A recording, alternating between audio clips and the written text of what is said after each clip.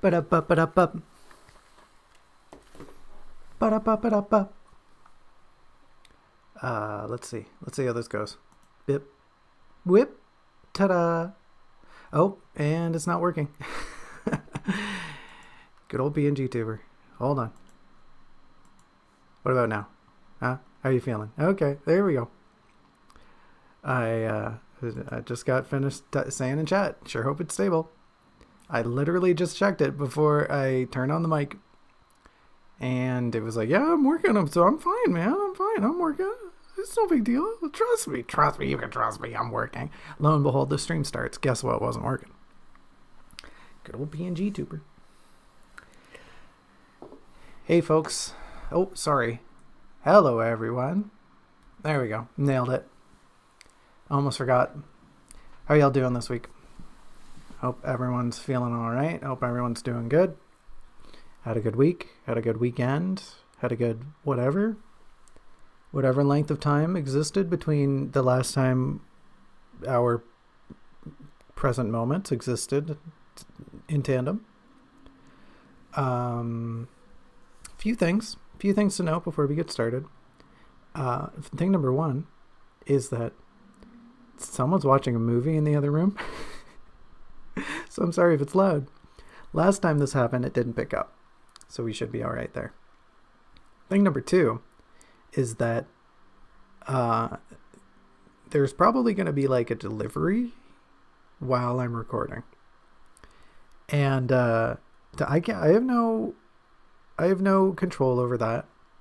So there might be some noise with things being brought in, and my dog's probably going to flip her little lid because that's what dogs do. So if my mic picks up that, I'm sorry. If I suddenly go quiet, if there's a loud knock at my door because someone has broken their leg or something, we hit the old please stand by, and the stream keeps going on, right? It's how life goes. But just so y'all know beforehand, there might be some audio interruptions. That last thing about somebody breaking their leg, that probably won't happen, but you might hear some things, and sorry, fam.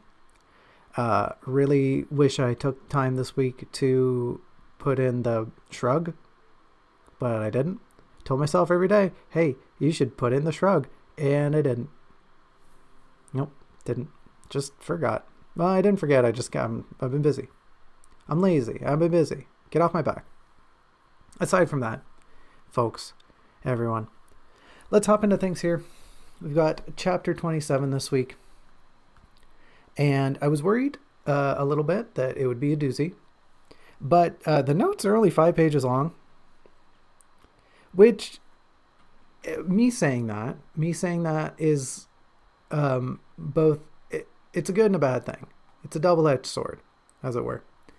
5 pages is, I think, about average. It's probably a little over average for our usual episode.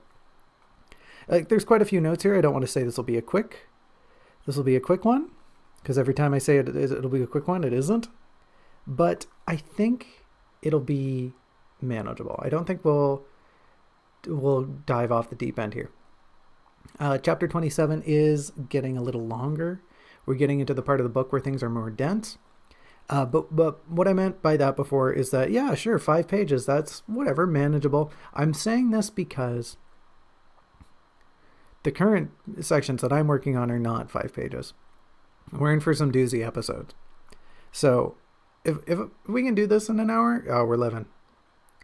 We can do a 10-page episode in an hour. We can do anything. 20 pages in an hour, easy. We got this. But we're not dealing with that kind of stuff. We're dealing with some nonsense. So let's just try to digest the 5-page notes.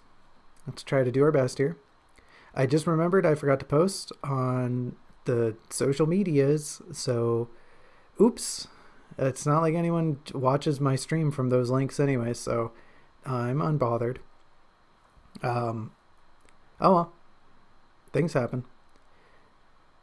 Let's keep going anyways, because I don't want to think about that anymore. You can't make me. You can't make me think about how bad I am at face space blur talk. I know what I said. Let's dive in here. We got chapter 27. Chapter 27, Night. Let's start off with our usual rigmarole. And by usual, I mean our semi-recently developed plan of, hey, let's just do a chapter summary right off the bat. So chapter 27 initiates where we left off. Shortly thereafter, anyways, we begin with Teal vacating the premises. She kind of waves bye to the parent and child. And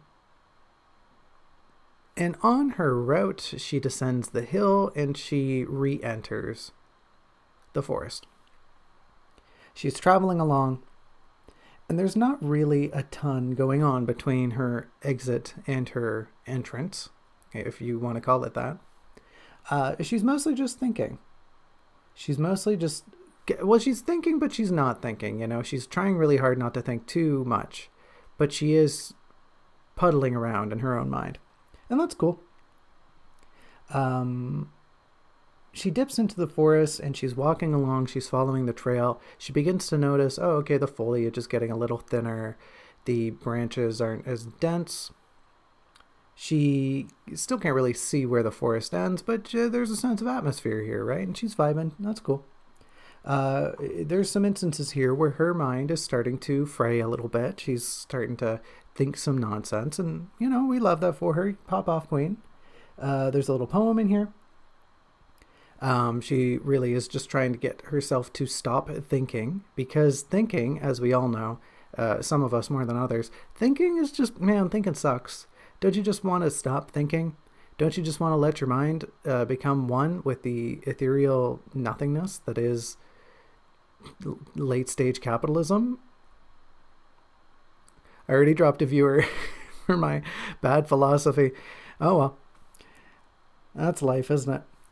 But anyways, Teal is into this segment of the forest where she's starting to think, okay, I'm coming out of things. There's an end to the forest. I'm feeling all right. But she descends into this zone of thoughtfulness, of thoughtful not thoughtfulness. She descends further and further, and the longer she thinks, the more she ends up kind of self-sabotaging herself. She's thinking about her family and here, about her heritage, about her parents. And she's mostly doing this just to pass the time. She's getting pretty tired, and she doesn't really want to focus too much on her bodily exhaustion. Her mental exhaustion, sure, she can ignore that. Her bodily exhaustion, it kind of hurts. My legs are sore. My elbow hurts. I want to stop walking. Are we there yet? You know how it is. It's during this process that Teal starts to begin second guessing herself. The notes of her mental state begin to bubble up again. I think I said that last time. Bubble up. Oh well. We start to see cracks form in her psyche. And it's while Teal is trudging along, she comes to this point where she yells at herself. She yells at herself to just stop thinking. And she tries really hard, but that doesn't work so well because, oops, it's hard to stop thinking when you're going insane. She reaches the zenith of her current state.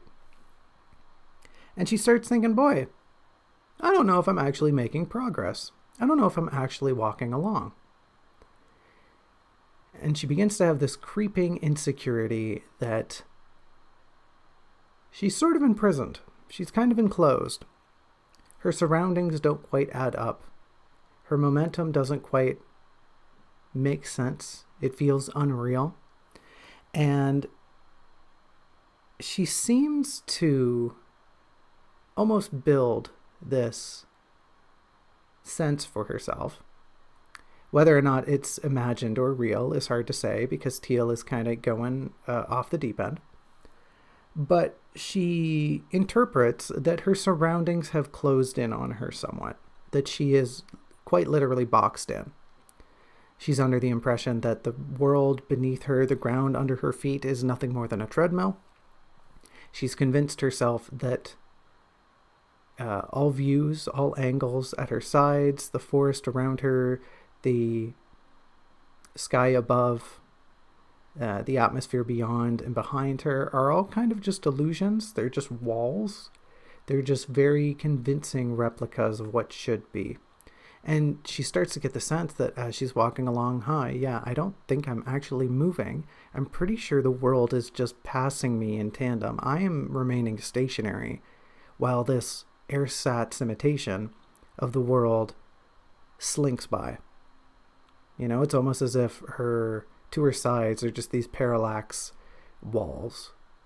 Trees move by at different speeds than shrubs, at different speeds than backgrounds. The atmosphere above is little more than a skybox. Whatever lies ahead of her is just a distant point that will forever keep churning. Behind her, were she to turn around, there's nothing more than the same identical point that will remain ever unreachable.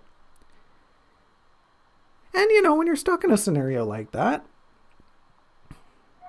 starts to eat away at you a little bit. That was a funny pause. I hope that the bark of my dog picked up on the mic. My dog barked the second I stopped talking there.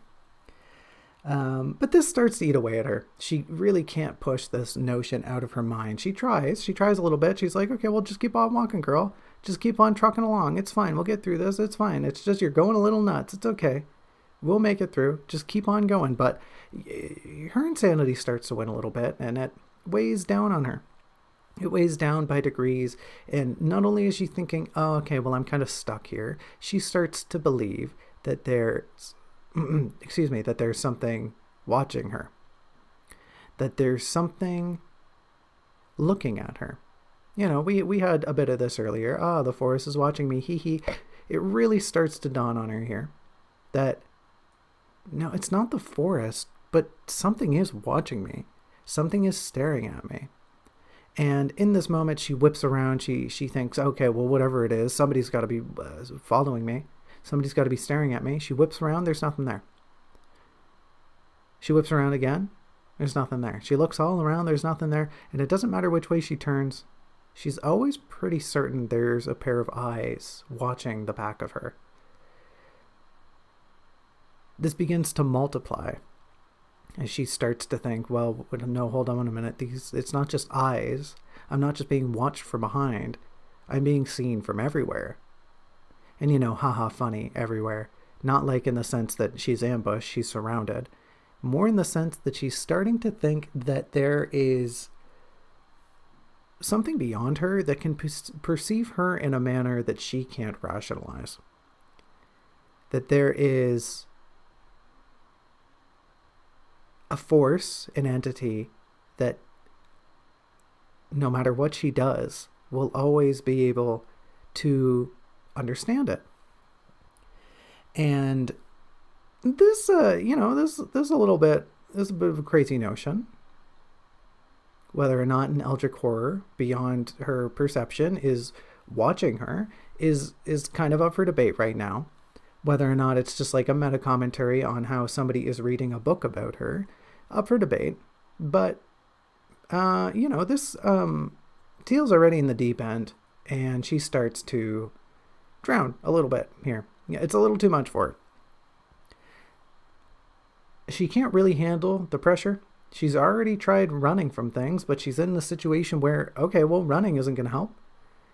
Running's not going to get me anywhere because I'm on a treadmill. I'm stuck. I'm stuck in this prison. And it doesn't matter where I go into the prison. I'm just going to be right here. And it doesn't matter if I'm right here or over there. They're going to see me. It's going to see me. Whatever it is, it's going to get me. And she's not really panicking about like, it's going to kill me. She just really would like some privacy, some isolation. She would really just like to be not seen, not perceived by that which is beyond her. And if you can believe it, Teal doesn't handle this very well. She passes out. She faints. Her freeze response bubbles over.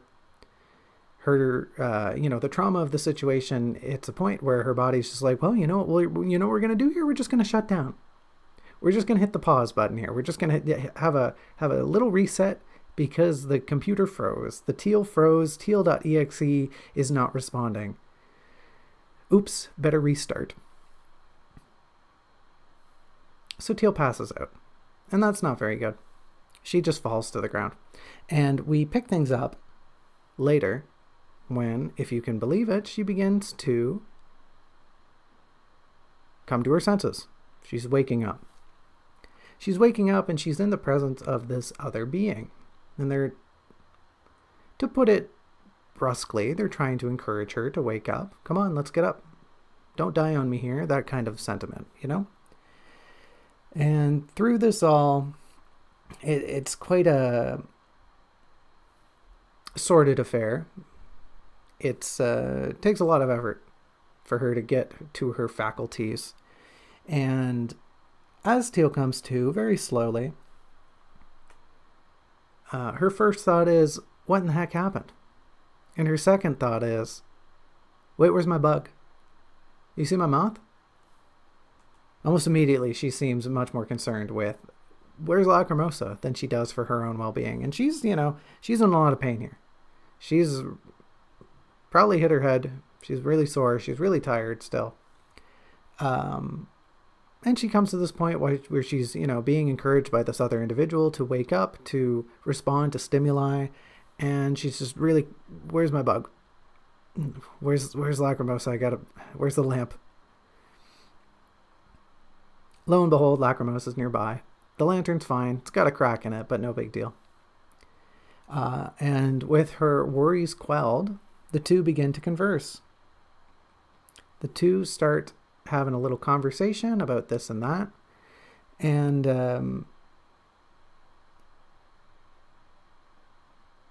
Teal starts to put things together. She starts to realize, okay, well, hold on a minute. Yeah, I guess I passed out. Oh, if so, then how did I get out here? Her conversation with this individual reveals, yep, hey, guess what? They carried you. They carried you out of the forest all the way to where you are now. Which, I haven't mentioned, they're kind of just chilling by some rocks. Teal figures out, she's taking in her surroundings as her perception returns. And she realizes, oh yeah, I'm outside the forest now. Huh. Yeah, we're just sitting by some rocks. How did this happen? Turns out, yeah, buddy over here carried her. And that also weighs on her in a different way of she feels a little guilty. So she's trying to talk to this individual. She realizes, she really doesn't have her energy back, but she can talk. She's trying to put things together oh, where am I? What happened? Yada, yada. As we mentioned, yada, yada. And she realizes she learned some things about this individual, about this being, this altruistic being who saved her from the forest. She learns, okay, well, yeah, they heard me scream like the big weirdo I am, and they came to check on things. They picked me up. They brought me out of the forest. Teal's looking them over.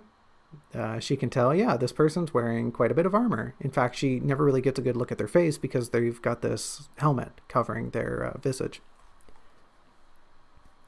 The two talk at length, and pretty much the whole back part of this chapter is just them talking. A lot of what the other individual, which Teal kind of assigns the moniker for this individual here. She assumes, oh, you're wearing armor, you've got this spear and a shield, you must be a knight. And this individual's kind of like, sure, yeah, fine, not really, I don't have a horse, but whatever. The individual in question, it needs to be said, is they've quite a thick accent. There's a bit of a communication barrier between Teal and the knight here. But yeah, they're very well armored. They're very patient with Teal. And Teal's mostly just making conversation here. She's just really trying to get a grasp on her bearings. Am I out of the forest? Where is the Sage's Tower? How far yet do I have to go? Who are you? Why did you pick me up? That's a little creepy. And through this conversation, Teal discovers that, yeah, the knight is actually looking for the sage's tower too. The knight was just having a rest here, coincidentally. Purely by happenstance, they were just resting and heard Teal, and they didn't necessarily go over to help, but they ended up helping? They ended up helping in the end. They converse, and Teal gets a bit of a story out of the knight about why they're here, about why they're just resting, about why they're not pursuing the sage's tower if they want to proceed. Oh, pardon me, they're not pursuing the sage's tower. They're looking for the bell tower too. They heard this bell a long time ago, and this is what, Teal latches onto immediately. She's like, oh, wait, you're looking for the bell tower too? That's crazy. So am I, right? Bit of empathy there. So the knight regales Teal with the tale about how, yeah, they heard the bell a long time ago. They've basically just been wandering around and stitching together the bell tower's whereabouts purely based on hearsay. They wander to a place, they meet people, they ask them about the bell tower, if they've heard the bell, and then they go on their way. It's a very fruitless endeavor. Like the way they put it, it's taken them a long time. They've been looking for a long time. And only recently have they kind of been led to this point where, okay, seems like somebody over here might know something about the bell tower. I guess I'll go check it out. Similarly to Teal, she discovered somebody might know a thing about the bell tower, so she's heading over here to find the sage to check it out. And that's all good. That's all great. Teal has some prodding questions. She really, she's not in a state to be as curious as she usually is. This is a point in the book where her lethargy really starts to wall her off, and also the fact that she's coming to from a fainting episode, right? She's not in the best energetic state to be too curious. But she does have a lot of introspection through here. She weighs the knight's adventure thus far against her own. And it really dawns on her, wow, this person has been doing this for way longer. They've been searching high and low. They've been all over the place. What did I do? I went to a city and then I sat on a train and then I fell in the forest. It really starts to weigh on Teal that she kind of had it easy.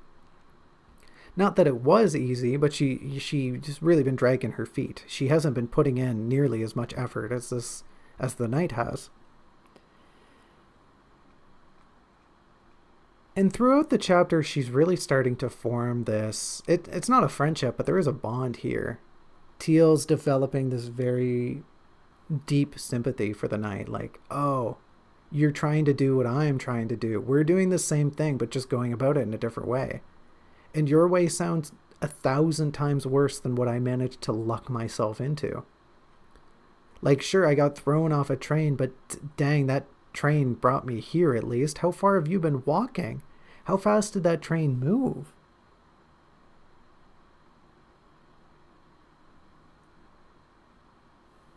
They talk a little bit here about their memories as well. This is one of the more solid, stern reminders, like a very honest answer that, yes, your memories are not going to come back. I've been doing this for a long time, and I still don't remember very much. And that's a big downer for Teal. That's a huge downer. Teal at least was under the impression, okay, well, like some of my memories will come back. And the knight is here telling her very plainly, no, a lot of it won't. Some of it might. But I've been doing this for ages and I still don't remember my family. I just know I want to get back to them. I just know I'm not where I should be. And right, the knight here is echoing a lot of Teal's sentiments. And Teal latches onto this. Teal thinks, wow, like, yeah, we really have a lot in common. You saved me. And also, you don't seem that bad. And also, we're definitely going through a similar situation. She tries to encourage, or not so much encourage, but she learns that, yes, the knight still wants to proceed, but they're very tired.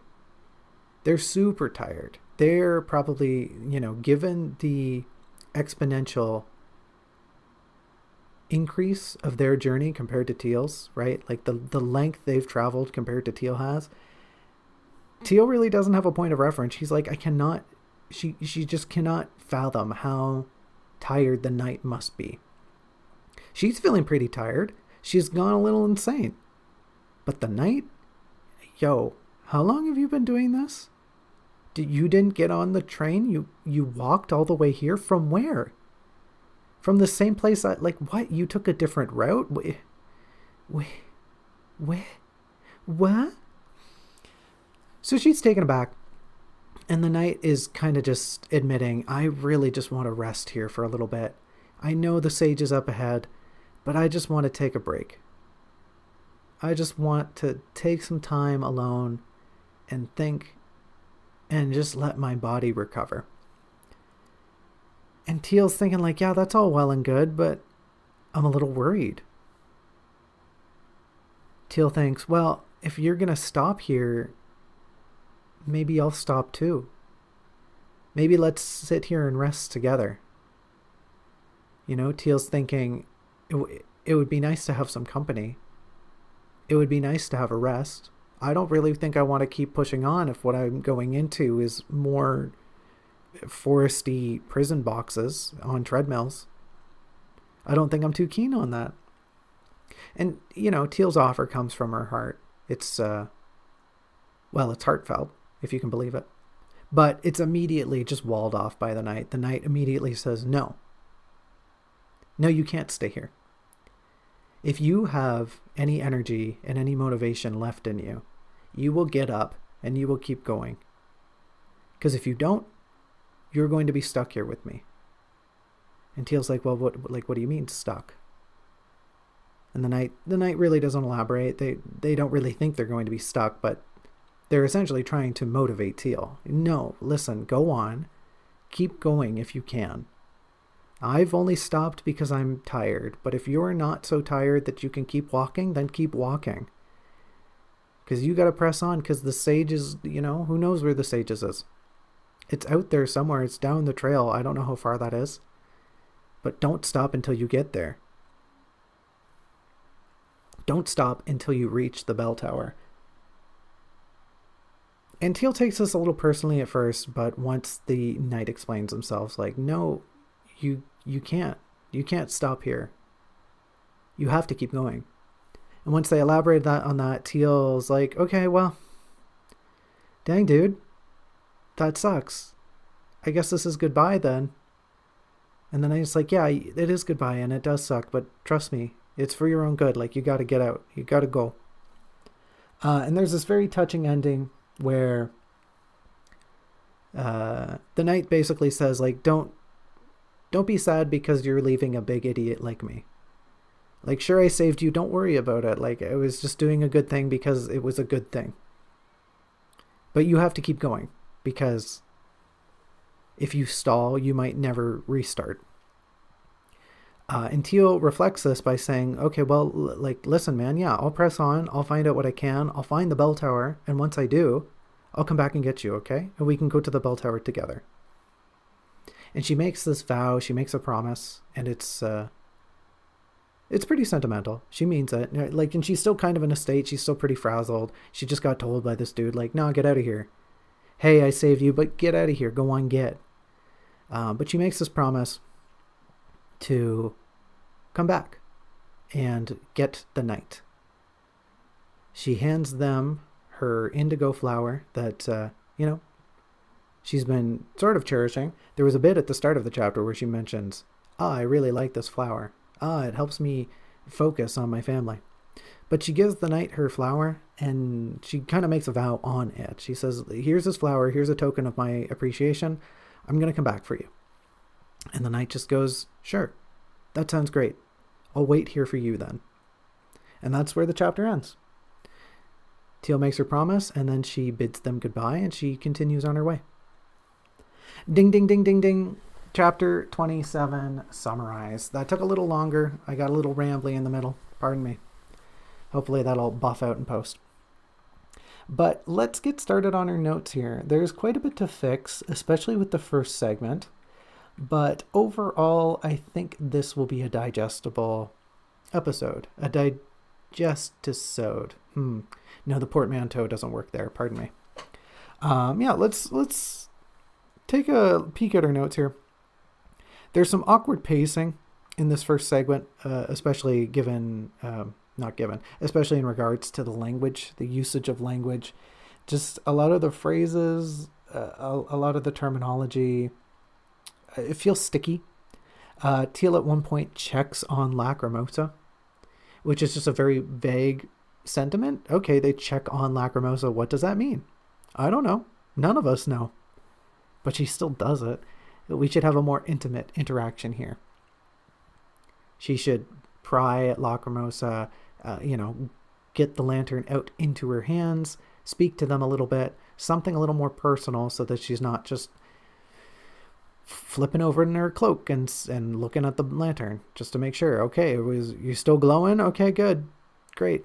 We can have more vague references like that later on, but we need this beat, especially now, especially like we're still in the 20 chapters, which I feel like is we need to keep building Lacrimosa as a character zone. We can have more airy references to Lacrimosa later on, here and there where need be, but right here, especially at the start of the chapter, because Lacrimosa doesn't get a lot of feature in this chapter, we need a little beat here. We need a moth moment to get things started. Teal at one point references herself to a Gundam. She doesn't outright say it, but she mentions how moving her body is as if there is a smaller version of her piloting herself, moving each individual limb with levers on the inside and a keyboard, schematics, what have you. And it's a really fun analogy, but there's some very clunky word usage in here. I think if we're going to keep that analogy, which I think we should, because like I said, it's fun. I like fun things. We need to just describe it better to actually make it evoke the sensation of piloting this really heavy, bulky, massive machine that doesn't respond well to instant input, right? You're not going to be able to say, move left leg and immediately get a response.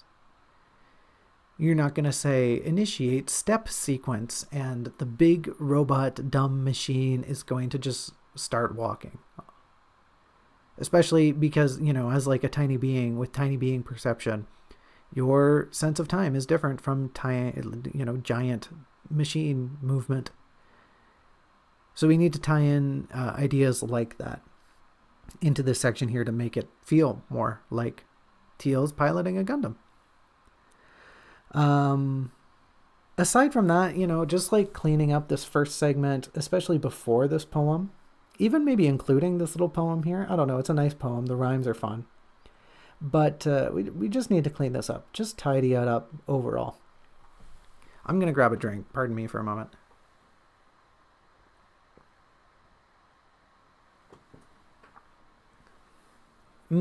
Water. Delicious. Yeah, I don't know why. I don't know why my throat's really dry. Maybe it's because I drank a tea. I kind of went for my walk a little early today so that I could indulge myself with a decaf tea before we got started. And maybe the astringent qualities are making my throat a little dry. Or maybe I'm getting sick again. I don't know. Who knows? Maybe we'll have to cancel all the rest of the streams. But yeah, just tidy this first part up. Kind of like draft 2 issue, but also just some of the ideas here are like, they need to be shaved down. They need to be polished. I especially like this bit about the Gundam. I think that's a fun way to describe Teal's lethargy. But, you know how it is. Let's keep pressing on here.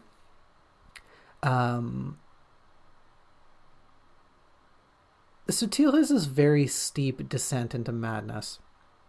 And I think it should be more of a gradual process, right? She ought to slide down this slope while she's going down the hill here, as she's returning to the forest proper.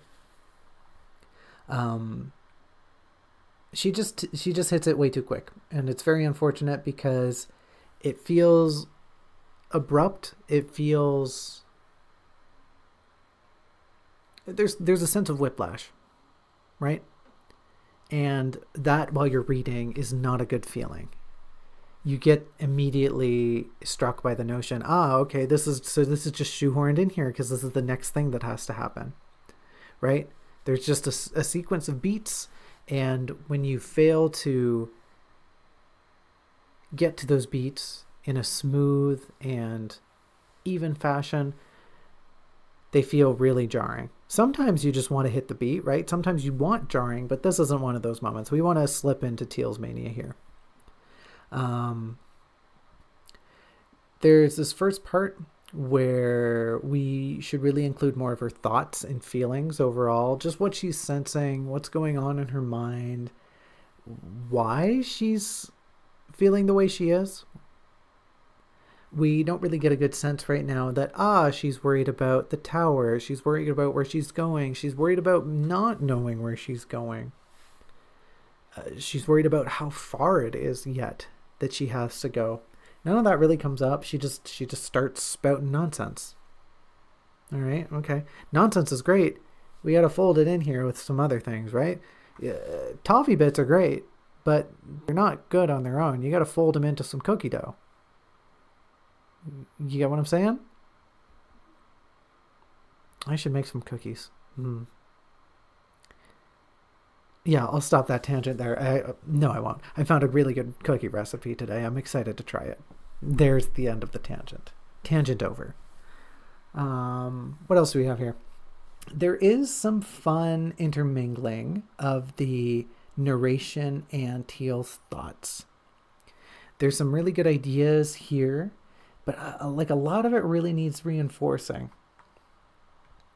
A lot of it needs just some build up, right? And unfortunately, no part stands out as being like, yeah, keep this. Oh, scrap that. It's all just kind of like, okay, this is good, but we can build on it better. We can go forward with more initiative. We can have better propulsion through here and use that and build upon it so that our momentum, especially, right, and this is harkening back to what I just said, our momentum going into the moment in which Teal blacks out is a car crash. We need that to be a beat that is very much halting. Just a sudden, abrupt ending. Okay, mania, great. I need you to stop right there because we got to get back to the plot. We had our mania time. We got to do the thing now. And this serves as a reminder that, yeah, Teal's kind of going insane, and she's maybe what's that called? Not quite self-harm, but she's definitely sabotaging herself, right? If she would just not get in her head so much, she could probably just keep walking. She probably wouldn't be having bouts of insanity, but here she is thinking too much because she's trying to pull at her brain and rip memories out of a space that is fathomless, that is bottomless. So we kind of need to build to that idea. We need to roll things up here. We're trying to build a Katamari. You ever played Katamari? It's a good game. I'm awful at them, and unfortunately I've never beaten one of the games. But it's like a Katamari. We got to roll things up here so that when Teal hits the goal of being so insane that she gets to go to the next level. And the next level is, we get to have plot. We get to have plot and character interactions. Wonderful. Thank you. Roll up to 3 meters of insanity and win the level. Great. Thank you. And then the king of all cosmos comes out and says, I wouldn't let this Katamari into an insane asylum. I wouldn't even give it a room. I wouldn't even let a psychiatrist study it. Get this out of my sight. Yeah, you can go to the next level. So yeah, we just need some more reinforcing of ideas here. This is the first notion. This comes up pretty frequently from now on, so I guess I have to say something about it here. We, going forward, probably should represent Teal's madness as this decay in font. And unfortunately, I don't know what that entails. I am not a layout designer, although I'm starting to become one a little bit, like not even an amateur. What's the step before an amateur? A novice. I'm just dipping my toes into it, but this is something that should probably happen. I can't think of a great way to exemplify it without being tropey. You know, I'm sure you've seen the madness font, right? The demonic font that you can go to like a text generator online and have it spew out, ooh, spooky, right? I'm not talking so much that. I'm talking there should be this slow twist of the physical font, of the actual representation of the text that reinforces Teal's mania. And it should be something subtle at first, right? Like maybe even it's something we go all the way back to The Architect when Teal's in that hallway. Teal's in that hallway thinking, boy, I don't think this hallway has an ending, right? We might just get like a little snippet, just a few letters looking a little strange. Okay, that was weird. Suddenly, you know, when Teal's exploring the castle and the hallways seem to be folding in on themselves. Okay, yeah, no, the text is definitely doing something here, but it's done. It's done already. Okay, well, I guess I'll just forget about it. And it isn't until throughout here, especially this moment, where we should be depicting the text as kind of this heinous mass, as this thing that is revolting. And unfortunately, maybe fortunately, this turns the aspect more into the realm of visual art. We're no longer just playing with text here. We're almost painting. And I don't know. I don't know if maybe the next step is, do I just design a font? Or do I have to go in and like physically write out the letters so that they seem to be changing and altering slowly over time? I don't know. That's like not a bad idea. It is an idea, but I have no idea how I would physically accomplish that, how I would go about manipulating the text in interesting and disfigured ways. It would honestly, like, I'd almost have to print it and then butcher the text itself and rescan it, right?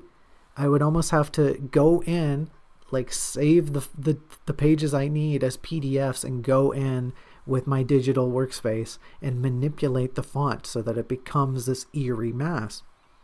I don't know how I do that. I really don't know. There's a note here from Future Me. Let's see if Future Me knows.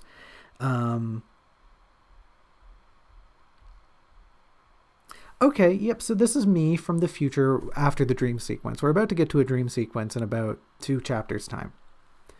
And me from after the dream sequence is saying, hey, this idea is really good. We can tie this into Teal's dream sequence. We can have her quote-unquote madness be part of her nightmares so that we can tread water between, oh, maybe is Teal actually going nuts or is she kind of just having a really prolonged nightmare? I don't know. That's a good idea. It definitely is a good idea, but we come back to the notion of how on earth do I implement this? I don't know.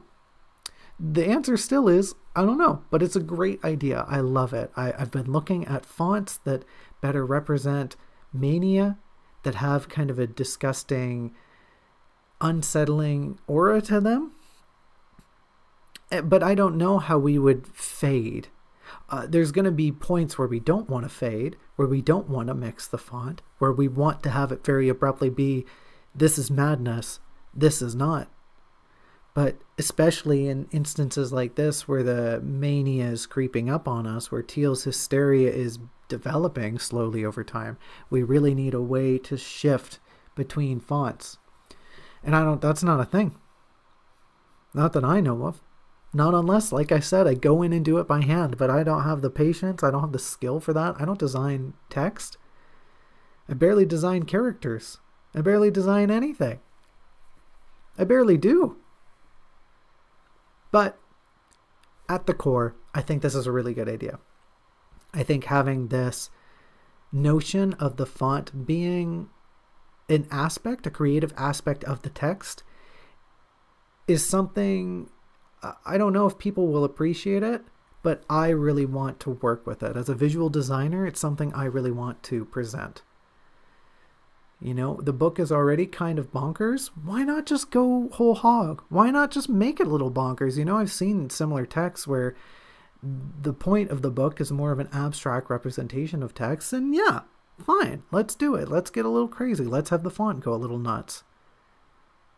Right? Let's print a couple pages on black paper and have the font be in white. Why not? Let's go crazy. Let's highlight words in red. This is my book and do what I want. You're not the boss of me. I don't have a publisher. I don't have someone breathing down my neck. Not yet, anyway. Maybe if this book does well, I will. But hopefully at that point, they kind of just let me do my own thing. Because my own thing is, hey, what if we were bonkers about a book? What if we started just manipulating the font as to trick the reader's perception of the narrative? Sorry, I was adjusting my chair. Hopefully that didn't come up. Let's keep moving on here. So Teal has this little slip, right? She has this little slip up. She's definitely falling into hysteria a little bit, but she catches herself. And the way she catches herself is forcing herself to remember. She pushes herself into this avenue where, okay, I'm going to stop going insane. I'm going to think about my family. And it's not a bad idea. It's very on brand. But we come back to the issue of, hey, this is draft 2 Teal. Hello, draft 2 Teal. You don't remember anything. You were really just a hopeless little quandary, aren't you? And that's good, right? That means the amnesia is working. And hopefully by this point in the story, you've got some things to work with, right? You remembered Azure? Great. You remembered Indigo? Super. We can build up some things here, right? But as it stands right now, as it is in draft 1, this segment is too clear and it's too precise, and we gotta scrub off all of these nice things. We've got this beautiful vignette. We've got these beautiful memories. We've got Teal making connections between herself and her sisters. We got to get rid of all that. We got to sand it all off. Get rid of it. I don't want to see it anymore. Draft 2 Teal, you're clueless. You can maybe start thinking about your parents here. I don't know, but we got to get rid of a lot of this. Especially with regards to Teal's recollection of her sister Azure. None of them are bad. I actually kind of like what's being said here about Azure, where she's thinking about Azure's kind of sharp traits. Traits? Did I say traits? Her traits. And comparing them with her own. Evaluating Azure's elvish qualities and how they're kind of watered down. A lot of the more vague points should remain, but as I just said, some of it's just too clear and some of it's too precise, and we got to get rid of it. We got to get rid of these things because that's not draft 2 Teal. Bump, bump. So like I have written here, similarities, the things she compares between herself and Azure, like I said, but also aspects of her ferocity. There's a bit in here where Teal mentions that Azure is pretty tiny, but she's like a beast. She could absolutely just choke a bitch to death. And she probably would. But hey, she's short. She's short and only has one eye. But things like, I remember Azure's armor. It was pretty and it looked like this and the pauldrons were like this and she had a plume. Sorry, girl. That shit got washed away. That shit's in the dump. No more thinking about that. You gotta let go. It's gone. Likewise with Indigo, we gotta muddy some points. I'm beating the same drum here, right? Things like Teal's envy for her younger sister should remain, but stuff about her upbringing, about her constitution, about her looks, her mother, a lot of that needs to go by the wayside as well. There's this notion that the forest is thinning and Teal's coming out of it. Teal has been walking long enough. Teal gets to the finish line, or she's about to anyway, and the forest is coming to an end, and that's great. And that should be mentioned way more subtly. And unfortunately, right now, it's just like a line of text. The forest dispersed around her as she came to its edges. Great, thanks. That's valuable information. Could we maybe be a little more subtle about it? Could we maybe add some nuance to this? I guess not. Draft 2 me. Draft future me. Keep those in mind. The forests don't just start to thin, right? That should be a process. That should be something that Teal observes along the way. And maybe it's the bridge that connects her thoughts of her family to her hysteria that we're about to fall into. Right? You ever think about that, me? Probably not. Keep it in mind for later. So there's this idea that this next situation where Teal starts going insane is kind of harrowing. Unfortunately, it lacks a lot of charm. It lacks a lot of captivation. It ultimately feels removed from what Teal's experiencing. And like I just said, right, we need to be enveloping Teal's senses into these scenes. And this is another aspect where it just comes out of left field. Why are we just having this moment that doesn't really build off of anything? I get Teal's supposed to be going nuts here, but if she's going nuts, then let's build into it. You know, there might be steps along a staircase getting to a beat, but we can have a nice gentle ramp. We can have an accessible ramp that everyone can use, right? Some people don't follow logic so clearly. Me from the past clearly had a better grasp on logic of on the framework of this book, but I sure as heck don't. So let's make this a gentler approach. Teal's gotta descend into her mania, and her senses should be activated, right? She's not at the point where her exhaustion is wearing away at her perception. We gotta incorporate her present being into the situation.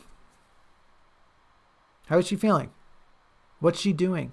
Is she still walking? How does walking feel? What's the air like right now? Things are probably cooling down a little bit. Is the wind picking up? You're coming out of the forest.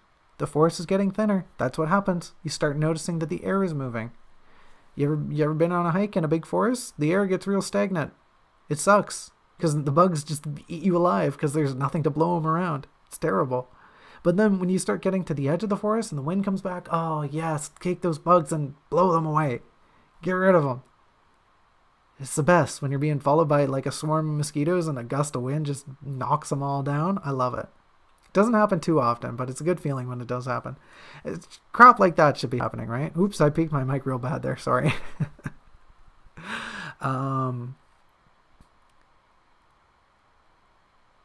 Yeah, and basically what I just said, this next point is just fold her madness into what she's doing. Yeah, okay, yeah, let's do that. Her observations can twist, they can turn, they can descend into this mania. She can be observing the trees and understanding that the forest is thinning when it dawns on her, wait a minute, are the trees moving? Are they sliding? Wait. Is this all just a wall? Is this wallpaper? Am I on a treadmill? Right? Like, is the ground beneath me real? Have I not seen that rock 3 times now? Have I not passed by that same stump on my left side 3 times now?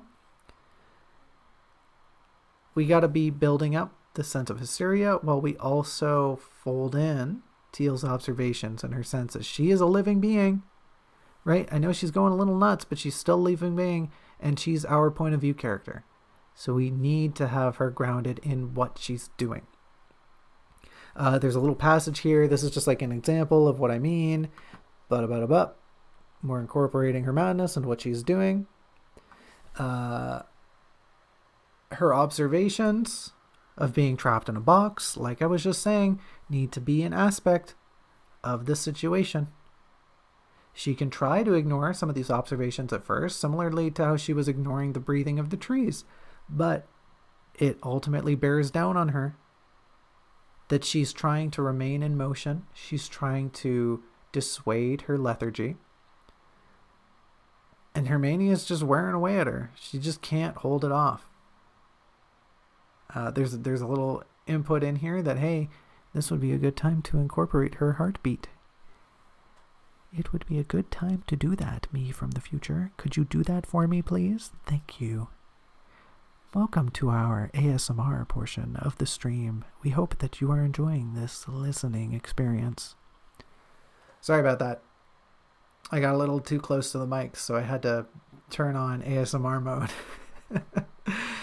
Maybe this will get me some extra followers. Don't forget to hit the subscribe button. Now, if you're interested, you can follow my second account where I talk like this and I eat jelly beans while I record. I can't keep a straight face while doing that. Let's keep going here. Let's keep going. Teal's trapped in the box. Let's incorporate horror senses. Great. Part of being trapped in a box should be that Teal feels as though if she stops moving, she's going to be thrown backwards. That this treadmill she's on is continuous. It is ever moving, and thus she needs to keep walking. She needs to keep walking on this treadmill, or she's just going to get absolutely destroyed by whatever inaction becomes of her. If she stops, right, in the sense, if she stops, she'll be at the mercy of whatever machine she's been imprisoned in. And that's not good. You never want to be imprisoned by a machine. I'm really hoping somebody took the time then to just look at their smartphone in my silence. Because, hey, guess what you just did? That's visual storytelling. Thank you. You did it for me. Actually, I don't know if that's not visual storytelling, but hey, you got duped. The one person who checked their phone while I paused there, you got duped. You got played. Teal's stuck in a machine. That's not good. She don't want to be stuck in a machine. So she feels like she's got to keep walking. Despite how much I've been complaining, a lot of the descriptions here are really good, especially with Teal's description of this room, the treadmill within this room, the spot in which she's imprisoned. The descriptions are pretty good. Unfortunately, we get into the segment where Teal's being seen. She's being perceived from all directions, and it needs more weight. We need to really tie down that Teal's freaking out right now. It doesn't read super well at this point. That Teal is just kind of... She's not only scared, she's not only scared because of what's going on around her, but she's scared because she knows that what she's perceiving around her might not be real. And she's also scared that it is maybe real, that she is actually trapped in a box, that there is some pair of eyeballs that she just can't see that's looking at her all the time.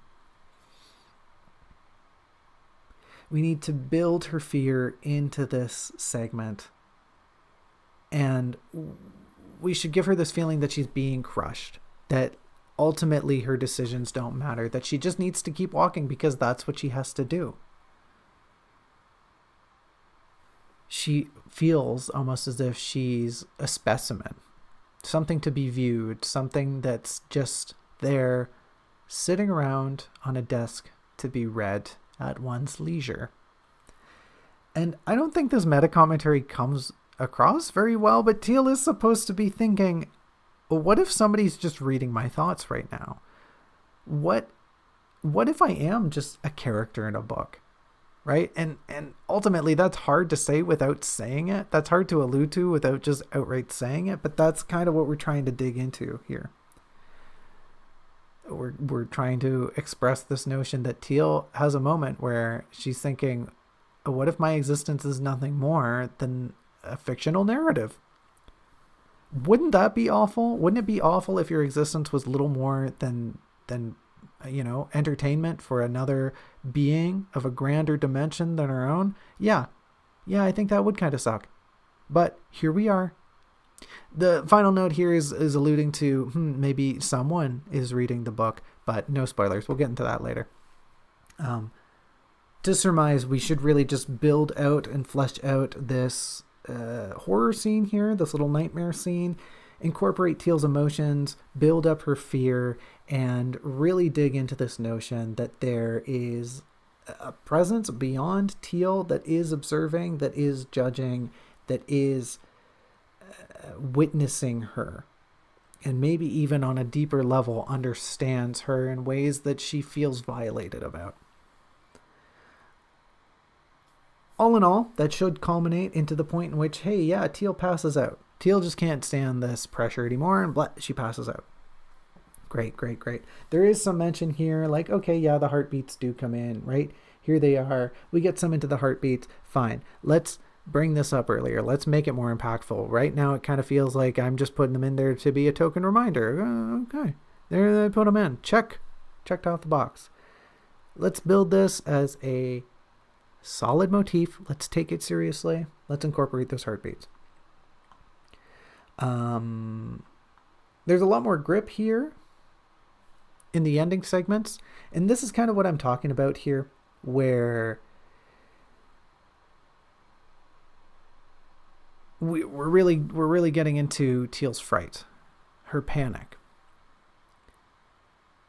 And this sentiment should be more holistic throughout the whole scene.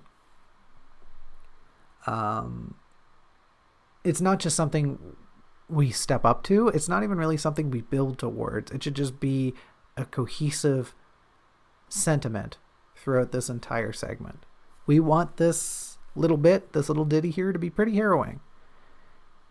Okay, right? We're going from, was something following me in the woods, to, I'm pretty sure the trees were breathing, to, I'm being perceived by something that I cannot conceptually understand. And I have no control over the situation. And if I think about it too hard, they might just fry my brain with their interdimensional superpowers. Right? We've already built up. We're already at the point. We're already getting to the next step. But we need this next step to holistically be very harrowing, to be unsettling, to be unnerving. So that it's spooky and it's scary and it's good. Lastly, Teal faints. It really just happens. Teal really just passes out. There's not a lot to it. We get 3 lines of sentences here. Teal faints. She passes out. Great, good, super. We need some more depth, right? We need it to be a bit more of a poetic moment, of an illustration. This is the culmination of Teal's mania. This is the faltering point, right? This is the point at which she cracks. And she just passes out. She just falls onto the trail. Okay, let's literally give the moment some impact. Let's give it some language, because this is an important beat. We are, like I said, hitting this wall. We are crashing into it. This is the crux of the crescendo, right? We're hitting a point. We're hitting a peak. So let's make it a peak. Let's not just have the mountain plateau at the top. It's not even that tall, right? Come on, get it together. We can use this, we can incorporate it into the rest to be, right, that final resounding note, the resolution of all we've been building towards. Teal faints. But if we just say Teal faints, it's not a good ending. It's like a sour note at the end of a sonata. Nobody wants that. It doesn't feel like a good ending. No, let's get some closure here. Let's make Teal fainting a big deal, because it is. All right? Don't half-ass it. Full acid. Get your whole butt in there. I know, like, I'm pretty thin, but get it in there. Get the whole butt in there. Teal's butt, oh, that one's thin too. Just get it all in there. Okay? Thank you. Finally, we can move on. Finally, we're done with our mania. We're done with our craziness, and we start talking to the night. Unfortunately, there is a very... Sorry, I gotta take another sip of water. I was hoping I could just sneak one in mid-sentence, but I'm about to go on probably another little tirade. So there's a passage of time here. There's a passage of time between when Teal faints and when she starts to come back to. And it's imperative that we incorporate the passage of time without shoehorning in a line break. Oh, 0 line breaks. It's cheap. It's no good. And especially when we're on even terms with our point of view character, it really breaks the verisimilitude. And I don't want that. No one wants that. So we need to, and this can even be part of the way we build up Teal's fainting, is that there needs to be this idea of the time passing, this vague notion that time has passed. Teal doesn't have a great sense of time, right? Because time doesn't really matter much here. But the idea of her coming to, this appearance of this voice, way too sudden right now. We need to have her linger in this realm of, what's that called? Oblivion. Right? Where she's alive, she's existing, but her brain's really not on. She's not asleep. She's just stuck in the oblivion, right? And tie that in, stitch that in. Okay, time's passing. Good. Let's keep the narrative rolling here. Let's not just cut to a different scene. Right, like the idea is proper. We do want to shift the narrative to a different focal point, but we almost need like a video effect. We need to bleed from one scene to another, not just like my poorly edited videos. We don't just snap to the next scene. We put in the fade to black, right? We put in the fade to next scene. We're having this slow transition between scenes rather than just a whiplash. Here's the next part. And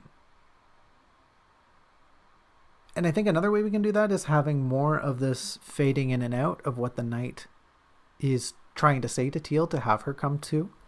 We can balance this with Teal lingering in oblivion and kind of her waxing and waning consciousness as she hears the knight, as she hears these pleas to snap out of it, to wake up.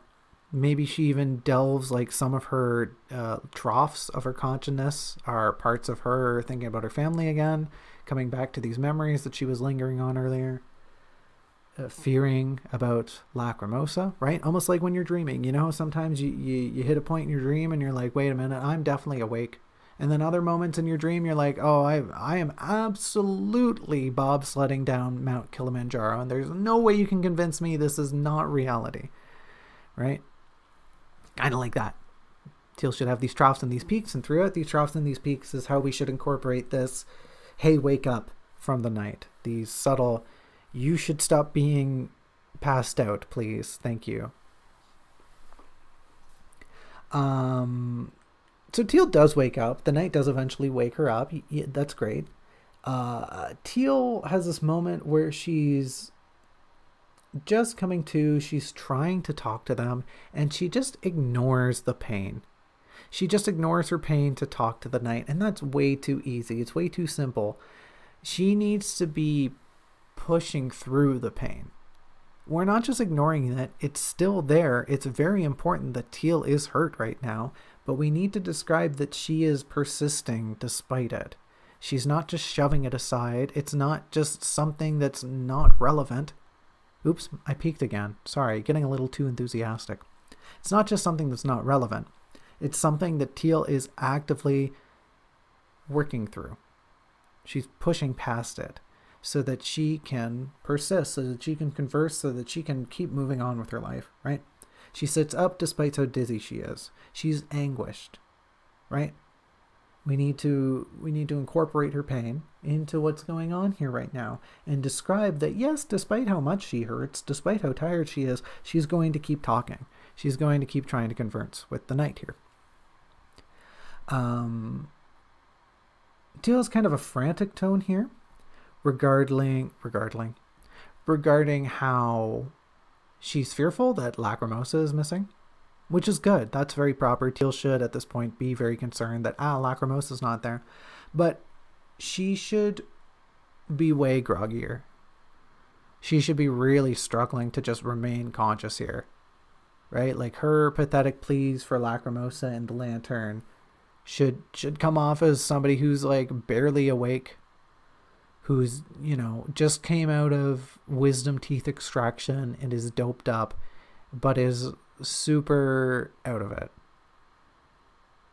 Just maybe even as if she's having a bad trip, right? She needs to remain fearful, but she should have this overtone, almost this coating of not really being in the present right now. She should be struggling both with her pain and her consciousness. She moves really suddenly, and this is just kind of like an additional thought. She moves really suddenly here to reach for the lantern, and come on. We're not describing how much that would hurt. She's in pain. She just fell. She just passed out on the hard earth. She probably hit her head. She's already really tired. She's been hiking for who knows how long. We need to dig into how much just doing something pretty, what's the word you would use there? I'm stuck on non-committal. I don't know why. Just trivial. That's a good word. Doing something really trivial like bending over and reaching for a lamp should be excruciating. It should hurt like hell. She should feel as if her body is just this disjointed mass in which all different parts of her are firing in pain.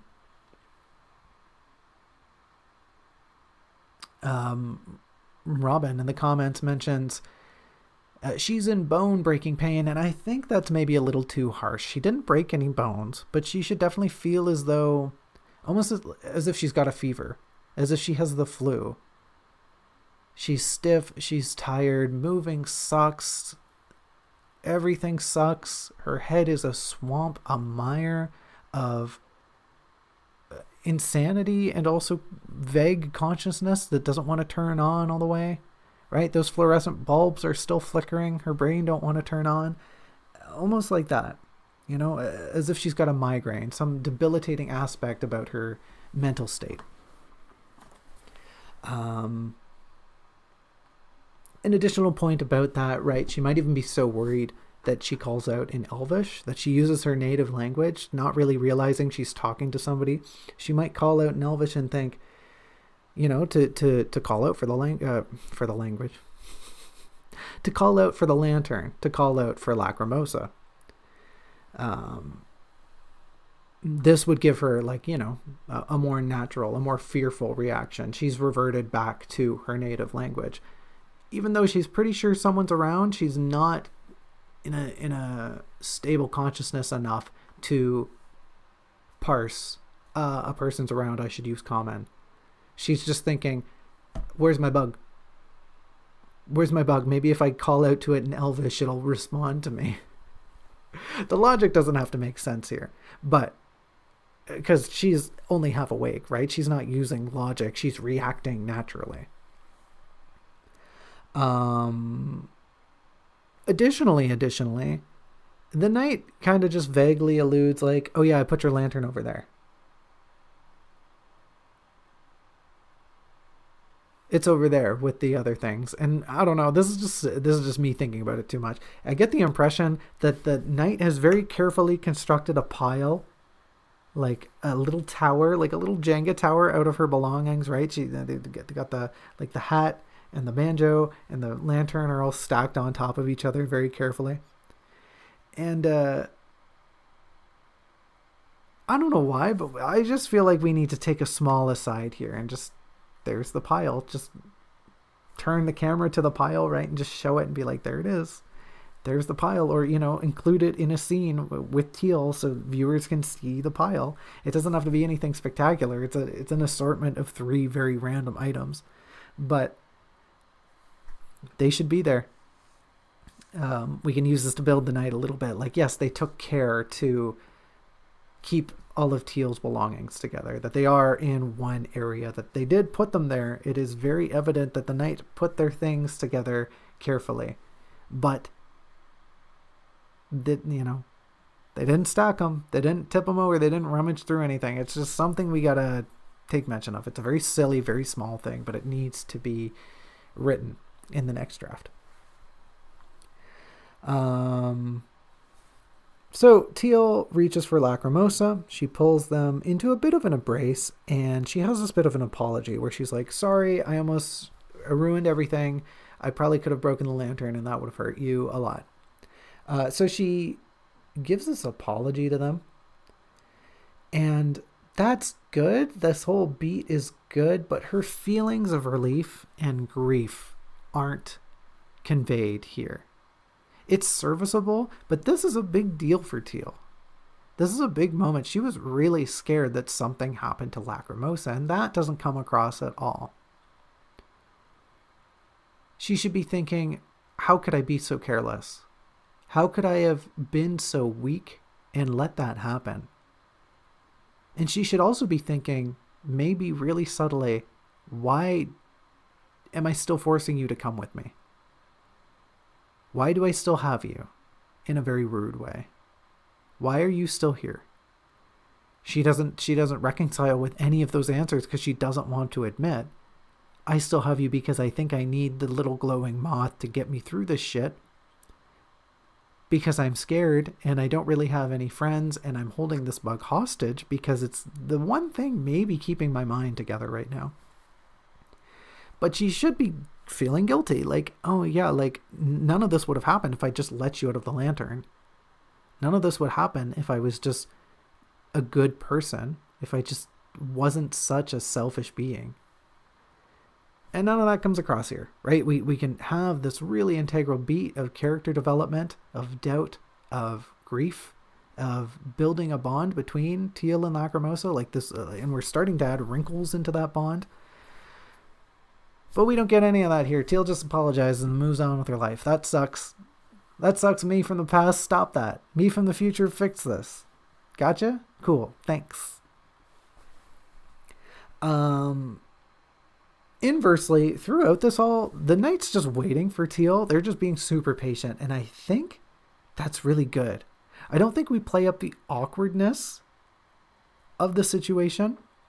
I think we really need to mention that Teal clues in, like, oh, they're just sitting there and watching all of this happen. It paints the knight as, maybe not fully understanding the context of the situation, maybe thinking it's a little weird, but ultimately being super patient and just letting this pan out, because clearly whoever fell in the forest, and Teal's having a bad time, right? The knight's thinking, whatever, this lady's having a bad time. I'm just going to let them do their thing with their silly little bug. But it's something really subtle that, yes, paints the knight as a character, but we need to reflect that in the narrative. Teal needs to notice, oh, they're just sitting there and maybe this is a little awkward. The knight introduces himself. It's fine, but just some better language. I think just some draft 2 polishing would tidy it up really well. I have here written sturdier language, and I think by that I just mean like describe them more concisely, have them speak in a manner that is cohesive with their voice, things like that, right?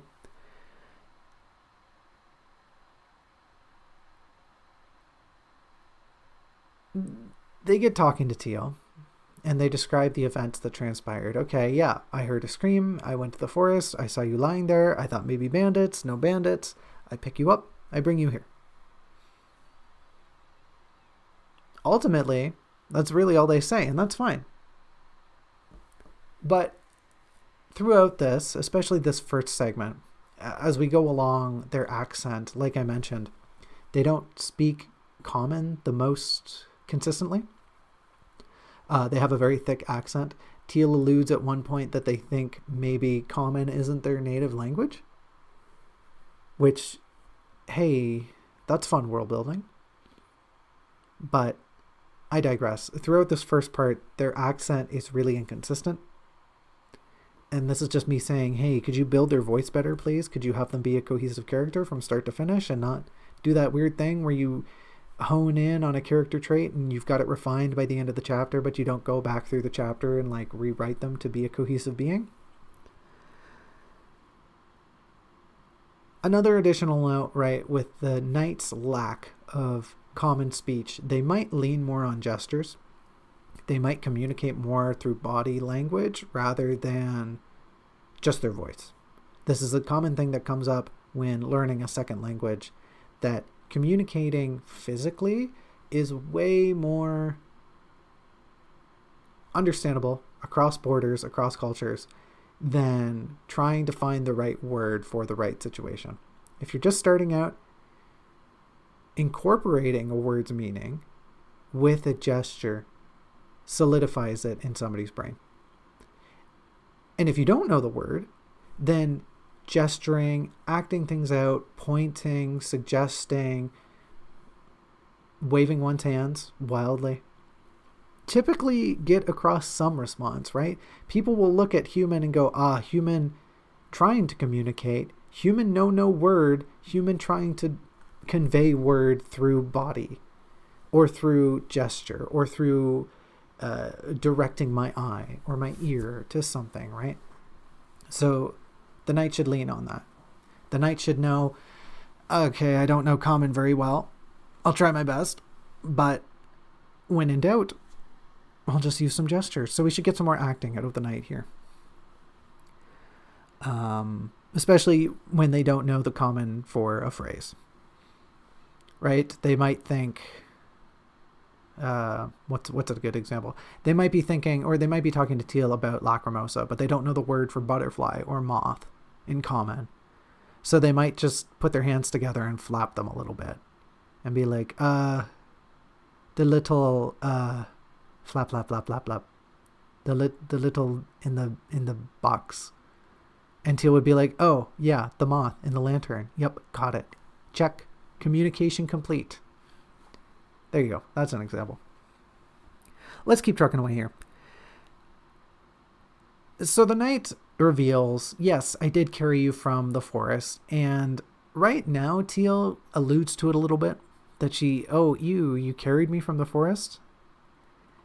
She doesn't do it nearly enough, right? We're talking about Draft 2 Teal here in this situation, who we've established is extremely averse to touch. She should feel super violated that somebody just picked her up off the ground, carried her a bunch, who knows how far, and then dumped her off by a rock. It should be something that kind of churns her stomach a little bit, makes her queasy. In the end, she pushes past this because she realizes the gesture, the act itself is basically life-saving. Basically, is as heroic as one can get, self-sacrificing in the truest form. She should put the logic together. Yeah, I'm not, I'm thin, but I'm definitely not light. Like, a human being should not be carrying another being. Are they human? Is the knight human? One being should not be just carrying another being who fell on the forest. That's hard. I don't care how strong you are. That's an exertion of energy beyond what one should be willing to do. And yet the knight just did it. The knight just did it because they heard me scream and saw me passed out. So she should puzzle this out and ultimately come to a point of gratitude. Her immediate reaction should be defilement. But when she considers how much energy, how much kindness, how much courage, in a sense, it took for the knight to go through with this, she should realize that she's definitely in the wrong. Maybe her feelings about being touched are valid, but in this instance, she should agree that, okay, yeah, no, what you did was the right thing to do, even if you did not consent to touching my personage. Ultimately, you did it for a good reason. And what was I going to do? Say no?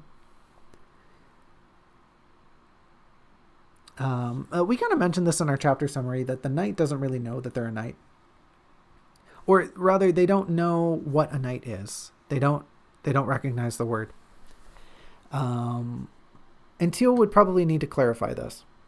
I think a good way to represent that they and Teal find a good way to communicate is in this moment. Right? We can represent that. How do I want to describe this? Right now, Teal suggests, oh, you're a knight. And the knight repeats, oh, you mean a rider? In their native tongue, it translates closely to rider. I'm a rider. And they're kind of like, well, no, I'm not. But they ultimately kind of agree, like, yeah, I am wearing armor. I am a knight. Sure, you can call me a knight, because I don't know what the other word would be for that. And we should use this as a moment we can kind of just flesh out the scene a little bit. We can use it as a moment to establish, yes, Teal and the knight are coming to terms. They're establishing a middle ground for communication, where Teal's getting used to them kind of like, I don't know if that's the right word, but it'll do for now. And Teal's kind of coming to the idea of like, oh, maybe I should be speaking more simply. Maybe I should be using easier to understand words. And then, right, this is kind of a tricky one. Does Teal remember? Does Teal know what a knight is? Is that an acceptable thing for her to come up with?